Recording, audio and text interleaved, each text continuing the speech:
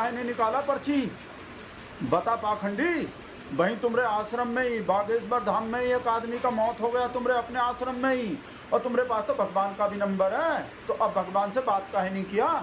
रावण का भी नंबर है, तुम तो भविष्य बता देते हो पर्ची निकाल के, कौन आने वाला है, कौन बैठा तुम्हारे महा दरबार में, किसका क्या दिक्कत है। तब तो अपने आश्रम में मर गया आदमी, उसका पर्ची काहे नहीं निकाला? इतना बड़का घटना हो रहा है, हिमाचल प्रदेश में बाढ़ आया पड़ा है, अहमदाबाद में हवाई जहाज गिर गए, कितना लोग मर गए। भोली भाली जनता को बेवकूफ़ बनाने वाले, पर्ची से बेवकूफ़ बनाने वाले आदमी, भगवान जी से फोन करने का ड्रामा करने वाले, अब काहे नहीं निकाले? और चल पूरे देश को छोड़, अपने आश्रम का ही बात कर, जहाँ रहता है वहाँ तो तेरा पूरा दिव्य शक्ति है, वहाँ तो तेरा पर्ची है, तेरा गढ़ है, उसमें से वहाँ आदमी मर गया, उसका भी पर्ची काहे नहीं निकाला? पाखंडी बता, ओ पाखंडी, ओ पर्चीबाज। भाई साहब ऐसा बकवास कर रहा है, सब निबरंडू हमरे बाबा जी को, हमरे इतना क्यूट बाबा जी, हमरे इतने चिकने बाबा जी, बागेश्वर वाले धीरेन्द्र शास्त्री इतने प्यारे सुंदर बाबा जी। ये कोई पूछने वाला सवाल है? कोई दूसरा सवाल पूछना चाहिए, बाबा जी आप शादी काहे नहीं करते? इतना उम्र हो गए हैं, आप जया किशोरी से ही शादी करोगे क्या? ऐसा सवाल पूछना चाहिए। आप इतने बढ़िया काहे हो? जैसे हमरे शेर से पूछते हैं, आप थकते काहे नहीं हो? हिंदू राष्ट्र कब बन जाएगा बाबा जी? आप हिंदू राष्ट्र बना दोगे बाबा जी? हिंदू गांव भी बना रहे हो बाबा जी? आप कितना क्यूट हो बाबा जी, आप तो बहुत चिकने हो बाबा जी। ऐसा सवाल पूछना चाहिए। धर्म विरोधी सवाल पूछ रहा है, हिंदू विरोधी सवाल पूछ रहा है, सनातन विरोधी सवाल पूछ रहा है, और भी पता नहीं कौन कौन सा विरोधी सवाल पूछ रहा है। विरोधी सवाल पूछ रहा है हमरे बाबा जी से, हमरे धीरेन्द्र शास्त्री से, बागेश्वर धाम वाले से। वैसा सवाल पूछना चाहिए जैसे वो गोदी का वो लल्ला लल्ली पूछता है, सब कितना इंटरव्यू करता है, कोई भी ऐसा सवाल पूछता है? ऐसा धर्म विरोधी, सनातन विरोधी, हिंदू विरोधी सवाल पूछता है कोई? हमको दुख दे देता है, हमरे बाबा जी को तो दुख दे ही रहा है, पाखंडी पर्चीबाज बोल के पिछवाड़ा सुलगा रहा है फालतू में। हमरा सब चीज का जवाब दे देंगे हम तुमको, सब चीज पर पहले बाबा जी का वीडियो दिखा रहे हैं हम। बाबा जी छोटा सा घटना बताए हैं, वो जो आदमी मर गए ना वहाँ अपने ही बागेश्वर धाम में, और उसका पर्ची काहे नहीं निकाले? छोटा सा घटना हुआ है, वीडियो देखो बाबा जी कैसे बता रहे हैं, कैसे छोटा सा घटना हुआ। अपने टीन शेड को बड़ा घटना बता रहे हैं, ऐसा लग रहा है टीन शेड गिरने का ज़्यादा दुख हो रहे हैं। वो किस वजह से, वो हम आपको बाद में बताएंगे। पहले आप बाबा जी को देखो, बाबा जी क्या बोल रहे हैं, कैसे छोटा सा घटना हुआ और कैसे वो शरीर नहीं रहे उस आदमी के, आत्मा वही है, शरीर नहीं रहे। और भी कहा बोले, सुनो तो सही आप। वैसे एक छोटी सी घटना भी हुई अत्यधिक बारिश के कारण, पर किसी ने गलत न्यूज चला दी कि टीन शेड गिर गया। तो हमें लगा कि इतना मजबूत टीन शेड एक ही दिन में गिर गया, बल्कि वो बहुत पीछे जहाँ पुराना स्थान है, ग्राउंड है, उस ग्राउंड में पॉलीथिन में अत्यधिक पानी भरने के कारण सुबह से जोरदार बारिश हो रही थी, तो पॉलीथिन में अत्यधिक पानी भरने के कारण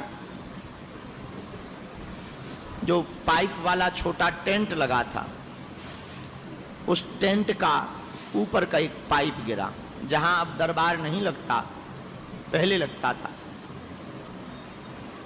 तो एक पाइप गिरने से 4-5 लोग बारिश से बचने के लिए उसके नीचे बैठे हुए थे।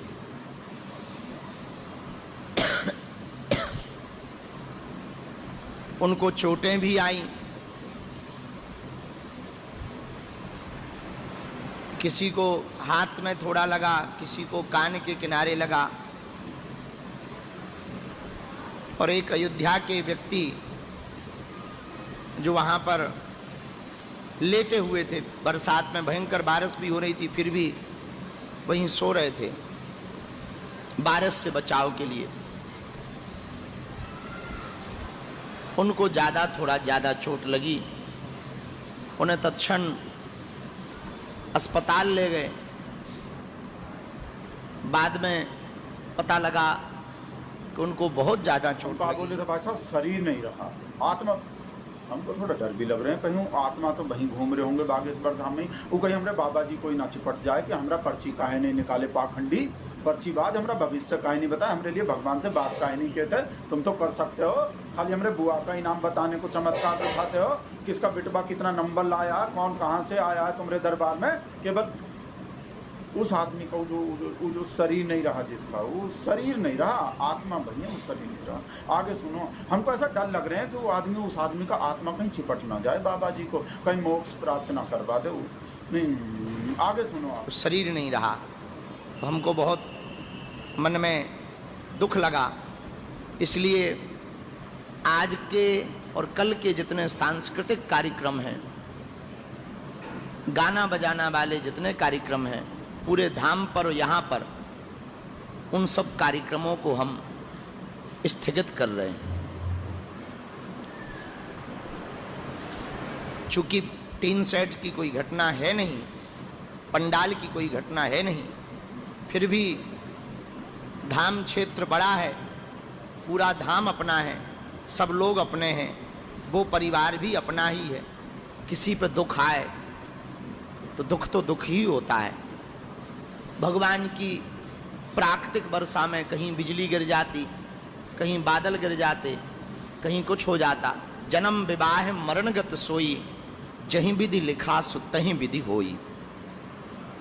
उस पर किसी का बस नहीं है, किसी का कोई बस नहीं है। प्राकृतिक आपदा, कहीं बिजली गिर जाते हैं, कहीं बादल गिर जाते हैं, कहीं हवाई जहाज गिर जाते हैं, किसी का कोई बस ही नहीं है, उसमें कुछ कर ही नहीं सकते। तो फिर चमत्कार किस चीज़ का दिखाते हैं बाबा जी? अपने ही आदमी को भीड़ में बिठा देना, फिर उसको बुलवाना, उससे पहले से बात करके सब पता रखना, उसकी बुआ का नाम कहाँ है, वो किस लिए आया है, वो कहाँ से आया है, उसका शहर कौन सा है, इसी चमत्कार को दिखाने के लिए। फिर पर्ची निकालने का क्या फायदा है पाखंडी, पर्चीबाज? फिर पर्ची निकालने का क्या फायदा? भोले भाले लोग को पागल बनाने को, अंधविश्वास फैलाने को पर्ची निकालता है। तो भाई साहब ऐसा बकवास कर रहा है हमारे बाबा जी का वीडियो देख के, ये सब लिबरल, ये सब कांग्रेसी, ये सब अखिलेश यादव, ये सब जो है भाई साहब, हम बता रहे हैं आपको किस वजह से नहीं, ये जो आदमी मर गए उसका पर्ची किस वजह से नहीं निकाले होंगे। भगवान जी से बात काहे नहीं किए होंगे बाबा जी। ऑस्ट्रेलिया में मौज मार रहे थे ना बाबा जी, तो वहाँ सिग्नल नहीं आ रहे होंगे, टावर नहीं आ रहे होंगे, नेटवर्क नहीं हो, मौज निकल गए हमने मुंह से। खोज सनातन धर्म का बहुत बड़ा खोज कर रहे थे ऑस्ट्रेलिया में, तो वहाँ टावर नहीं रहे होंगे, वहाँ सिग्नल नहीं रहे होंगे, और कहा पता भाई साहब स्टेशनरी खत्म हो गए हो, पेपर खत्म हो गए बाबा जी के, बाल पेन का रिफिल खत्म हो गए हो भाई साहब, नहीं तो भाई साहब पर्ची तो निकाल देते बाबा जी, पर्ची का तो एक्सपर्ट है बाबा जी। और एक आदमी तो मरा है, एक ही तो शरीर नहीं रहा है भाई साहब, बेचारा एक ही तो आदमी मरा, नहीं तो पर्ची तो निकाल देते, ज़्यादा मरते ना भाई साहब, ज़्यादा आदमी का तो एकदम पर नहीं। कुंभ में तो ज़्यादा ही आदमी मरा था, उसका भी पर्ची नहीं निकाले थे, उसमें भी भगवान जी से बात नहीं किए थे। अहमदाबाद में भी बहुत सारा लोग हवाई जहाज गिर गए थे, वहाँ भी बहुत लोग मर गया था, एक आदमी तो नहीं मरा था, एक ही शरीर तो नहीं रहा था, उसका तो पर्ची नहीं निकाले, वो मोक्ष प्राप्त हुआ है ना, वो हमको याद आ गया, कुंभ वाले लोग को तो मोक्ष प्राप्त हुआ। भाई साहब कहा बकवास कर रहा होता लिब्रानी, देख रहे हो खुद काहे मोक्ष प्राप्त नहीं करते, इतना बढ़िया चीज़ होते हैं मोक्ष तो, और लोग का मोक्ष प्राप्त करवाते रहते हैं, तो ये खुद काहे मोक्ष प्राप्त नहीं करते।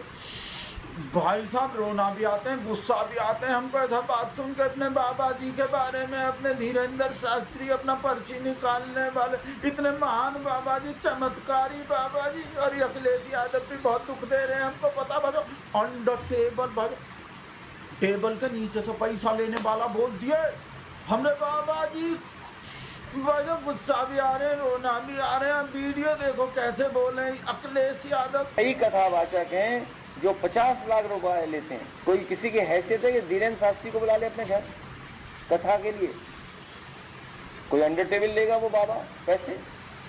आप पता करवा लीजिए, अंडर टेबल नहीं लेते हैं वो धीरेन्द्र शास्त्री क्या। गुस्सा भी आ रहे हैं, रोना भी आ रहे हैं हमको भाई साहब, 50 लाख रुपया का अंडर टेबल लेने का भाई साहब जी दुखी हो गए। अब हमसे भाई साहब और वीडियो नहीं बनेंगे, अब हमसे हमारा मन नहीं हो रहा और वीडियो बनाने का। अखिलेश यादव जो बोले ना, इस पे अलग से वीडियो बनाएंगे। हमने धीरेन्द्र शास्त्री, हमने बागेश्वर धाम का विरोध